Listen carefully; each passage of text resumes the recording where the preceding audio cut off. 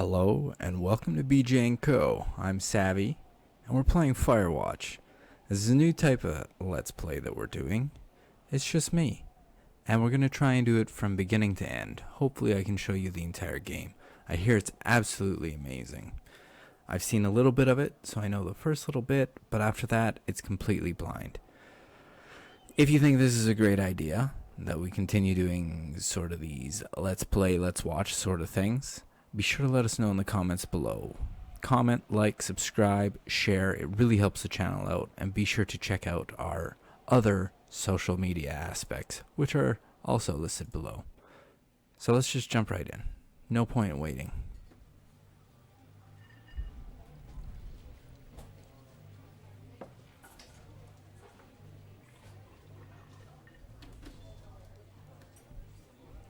Panic Inc. Excellent. Not worrisome at all. I don't know, is this a scary game? It's not. Boulder, Colorado, 1975. You see Julia. Hello, Julia. Oh, there we go. She's about your age, late 20s, laughing, well-dressed professor with well-dressed professors and grad students from nearby CU Boulder. You, Henry, are out drinking with your pals. Apparently I approach her. I am drunk. So do I ask, what's your major? Or just say, I'm just going with she's pretty. You are pretty, she says coyly. Coolly. You are not, you are a future hangover. What? You will reply confused. Someone should buy you a cheeseburger, she says. She flags down a waiter, and 1 week later, you and Julia. You're Julia's boyfriend. Reading's not a thing that I do. Oh, we're in a elevator. Okay, a backpack. Let's pick that up. Dude, that's some reach I just had there. I didn't even walk. I'm okay with that. Dude, look at this truck. I'm in parking stall number 5. Goodbye, my elevator friend. Dude, this is a wicked truck. So Julia is my new girlfriend. Golly gee. You date for over a year. She drives you absolutely nuts. It's great. You move in. You share an apartment near the school with a view of the mountains. You two drink beers out on the deck. You drink beers just about anywhere. Life is good. Julia wants to get a dog. Ooh. There's a scruffy, undersized beagle. Julia is in love. She wants to bring it with her to class. There's also an intimidating but gentle-eyed German Shepherd. Nothing bad could happen to Julia while walking this dog. It's badass. Oh, so do I get the German Shepherd or the beagle? So now I have a rule when it comes to animals. I'm only going to pick an animal that I can beat up. A German Shepherd is just right on the cusp of, hey, this might be able to beat me up. So I'm going to pick the beagle. And we're going to go with the name Buckets. Bucket's a good dog. And a week later, you've totally forgotten about the other one. Julia loves him. You love him too. Well, that's a good sign. 1979. You talk out on the deck. It's summer. 9:30 p.m. and the heat still radiates off of the high desert. What do you think about kids? She asks. Oh. Kids? They're not very smart or good at much.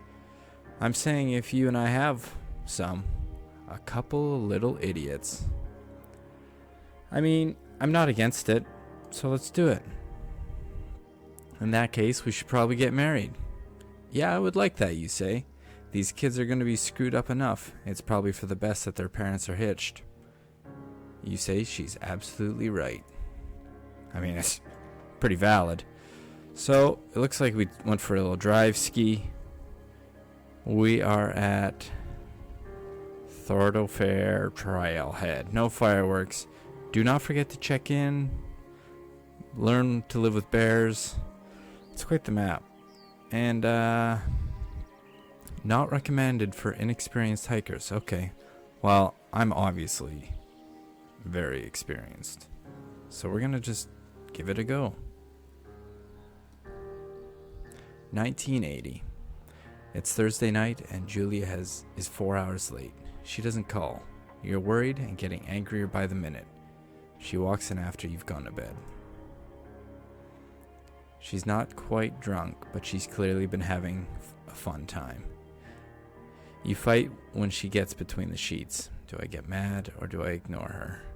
I'm not really much of the mad type, so I'm just gonna do the old turn over. You don't touch each other all night. The next day you feel guilty for being so angry and ask her about her evening. She says it was great. You hold on to a tiny pill of resentment. You make some coffee and go to work. Yikes. Awkward. Maybe mad would have been better. Julia still likes to draw. She draws plants from her research. She draws all the places you go. She draws you. This is 1981, by the way. Pose and flex like He-Man. Most definitely. I look awesome. Of course I do. How could I not? Oh, jumping down. Okay, so it looks like it's becoming dusk. It seems a lot. I'm kind of just strolling through the forest by myself. Julia? Not there. So we're just going to continue on. Just on the path of life. We are going to 2 Forks. 8 more miles. Dear Lord. Okay. Spacebar to climb over. Alright. Oh, look at that sun. It's so beautiful. 1982. During the summer, you and Julia enjoy walking Bucket at night. There's a festival in town. It brings in folks from faraway places. One of them tries to mug you with a knife. Oh, jeez. Bucket gets Kit. But fuck the dog, Julia yells. She gets flustered and has trouble speaking when she is stressed. You confront the attacker. So I'm not really much of a fighter, but I'm an intimidating son of a bitch. So I'm going to scare him away. You reach into your pocket like you've got a gun and threaten to kill him. You manage to scare all three of you. He runs away. Julie asks to take a different path from that day forward. You say okay. You don't want to go that way either. From then on, you walk by the river. Makes sense. I mean, the river is kind of a scary place too, but... 1984. Plans to have kids get waylaid by work. Well, that's kind of sad. Julie gets offered a job at Yale. Yale is in Connecticut, 2,000 miles away. It's a great job, associate department chair. She wants to move. You absolutely do not. I mean, I have a hard time telling somebody not to take a job. I do a lot of commuting myself, so that really seems like the option right now. You ask if she'll commute back and forth. You don't want to move to Connecticut. She says that'll be hard, but she'll do it if you won't move. You tell her not to pass it up, if it's what she wants. She agrees. She flies back to Boulder 3 times each semester. Dear Lord, that's hardly any time at all. 1985. I'm still -5 years old at this time. Julie is sent home from Yale on paid leave after having an episode. She lost it on a colleague for borrowing books that were important to her research. She didn't remember she had happily loaned them to him just 2 days prior. That's not good. She was found crying in a stairwell.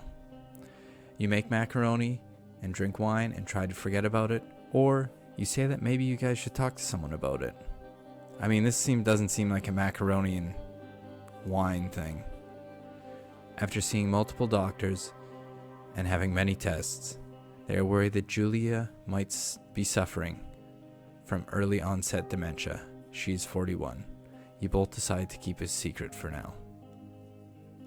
Yikes, that's really early. So it looks like I've gotten to a place where I'm going to sleep. There's not a lot. I can't move.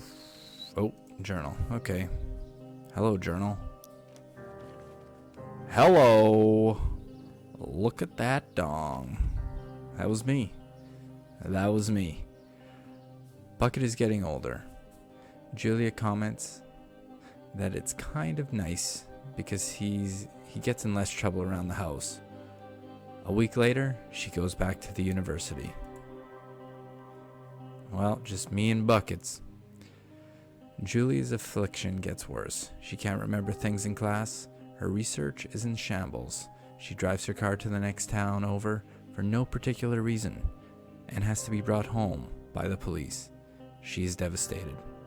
She is sent home on permanent medical leave. Some days you get the Julia who calls you a dope and your unborn children little idiots. Other days you get a stranger. She pulls you into bed to make love. After 5 minutes, she goes into a panic, believing her dad is at the door. That's never a good sign. You tell her family. They are crushed and begin to make trips to and from their home in Australia to visit her. For a while, your friends come by with little things to brighten her day. She gets worse. It's not good, but we're doing our best. 1988. You spend your days following Julie around the house. You count the seconds between the 2 weekly visits from Daniel the nurse.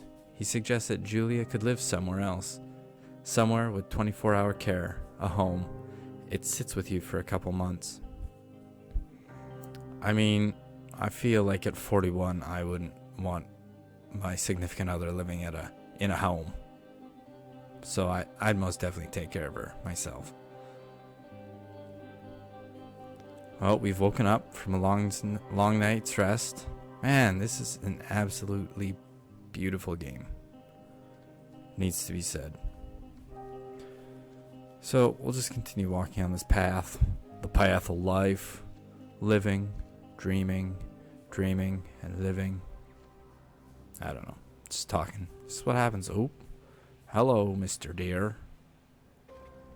Hello, Mr. Oh. That was a very fairy jump you just did. But good day. It's impossibly hard. The worst... Let's try that again. The worst is when you get mad at her. Like when she tries to cook her own food. You can't do anything without her. And she can't do anything without you. When she goes to sleep, you stay up for a few hours, drinking on the deck. Watching baseball in the summer, college basketball in the winter. Drinking, then too. A lot of drinking. You start going out after you put her to bed. The first time you do it, you worry about her getting up and walking around while you're gone. Oh. Trust that she'll sleep like a rock. Or you put a chair in front of the bedroom door.